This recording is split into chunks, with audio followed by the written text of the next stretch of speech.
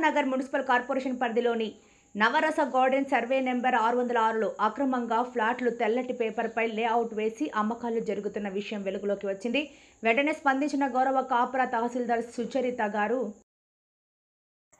మరియు Jawahar Nagar municipal commissioner గౌరవ వసంత గారు రెవెన్యూ సిబ్బందితో నవరస గార్డెన్లో జరుగుతున్న అక్రమాలను ప్రత్యేకంగా పర్యవేక్షించి ప్రభుత్వ భూమిగా గుర్తించి ప్రభుత్వ సూచిక బోర్డును ఏర్పాటు చేశారు. సర్వే నెంబర్ 606 ఫ్లాట్లు విక్రయాలు జరిగిన నోటరీ డాక్యుమెంట్లు నా దృష్టికి వచ్చిన చట్టపరమైన చర్యలు తీసుకుంటామని హెచ్చరించారు. జవహర్ నగర్ పరిధిలో పేపర్పై లేఅవుట్ వేసి అమ్ముతున్న ఫ్లాట్లను ఎవరు కొని మోసపోవద్దని తహసీల్దార్ సూచించారు. సర్వే నెంబర్ 606లో ఏర్పాటు చేసిన ప్రభుత్వ భూమి సూచిక బోర్డును ఎవరు తొలగించినా ఎంతటి వారినైనా ఉపేక్షించేది లేదు. వారిపై కఠిన చర్యలు తీసుకుంటామని తహసీల్దార్ హెచ్చరించారు. నవరస గార్డెన్లో ఫ్లాట్లు అమ్ముతున్న వారి వివరాలు, అక్రమాలను ప్రతి పౌరులు స్పందించాలని, ప్రభుత్వ భూములను కాపాడటం ప్రతి ఒక్కరి బాధ్యతగా తీసుకుని మా దృష్టికి తీసుకురావాలని కోరారు.